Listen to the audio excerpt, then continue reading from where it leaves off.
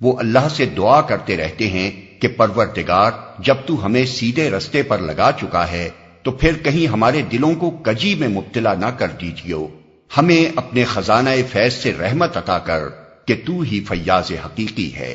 پروردگار تو یقیناً سب لوگوں کو ایک روز جمع کرنے والا ہے جس کے آنے میں کوئی شبہ نہیں، تو ہرگز اپنے وعدے سے ٹلنے والا نہیں ہے۔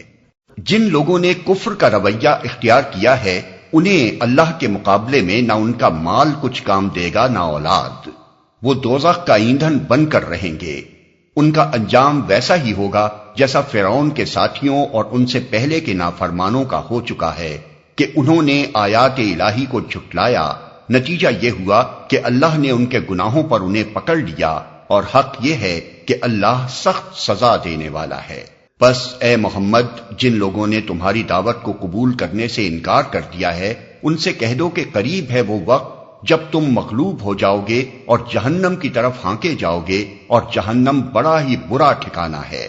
تمہارے لیے ان دو گروہوں میں ایک نشان عبرت تھا جو بدر میں ایک دوسرے سے نبرد آزما ہوئے۔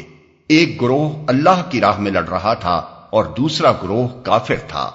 دیکھنے والے بچشم سر دیکھ رہے تھے کہ کافر گروہ مومن گروہ سے دو چند ہے، مگر نتیجے نے ثابت کر دیا کہ اللہ اپنی فتح و نصرت سے جس کو چاہتا ہے مدد دیتا ہے۔ دیدہ بینا رکھنے والوں کے لیے اس میں بڑا سبق پوشیدہ ہے۔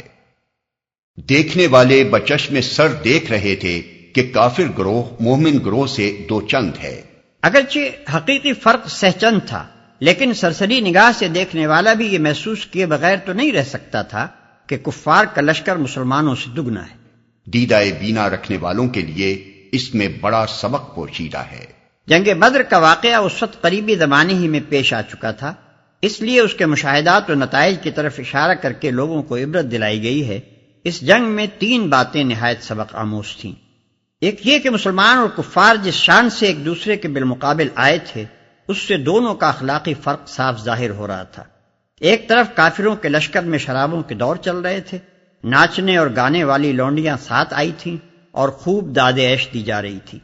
دوسری طرف مسلمانوں کے لشکر میں پرہیزگاری تھی، خدا ترسی تھی، انتہا درجے کا اخلاقی انضباط تھا، نمازیں تھیں اور روزے تھے، بات بات پر خدا کا نام تھا اور خدا ہی کے آگے دعائیں اور التجائیں کی جا رہی تھیں۔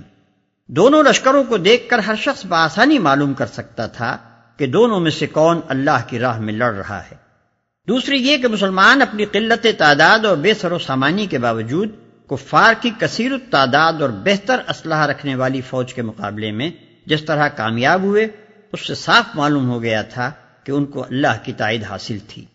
تیسری یہ کہ اللہ کی غالب طاقت سے غافل ہو کر جو لوگ اپنے سر و سامان اور اپنے حامیوں کی کثرت پر پھولے ہوئے تھے ان کے لیے یہ واقعہ ایک تازیانہ تھا کہ اللہ کس طرح چند مفلس و قلاش غریب الوطن مہاجروں اور مدینے کے کاشتکاروں کی ایک مٹھی بھر جماعت کے ذریعے سے قریش جیسے قبیلے کو شکست دلوا سکتا ہے جو تمام عرب کا سرتاج تھا۔ لوگوں کے لیے مرغوبات نفس، عورتیں، اولاد، سونے چاندی کے ڈھیر، چیدہ گھوڑے، مویشی اور زرعی زمینیں بڑی خوش آئند بنا دی گئی ہیں، مگر یہ سب دنیا کی چند روزہ زندگی کے سامان ہیں۔ حقیقت میں جو بہتر ٹھکانہ ہے وہ تو اللہ کے پاس ہے۔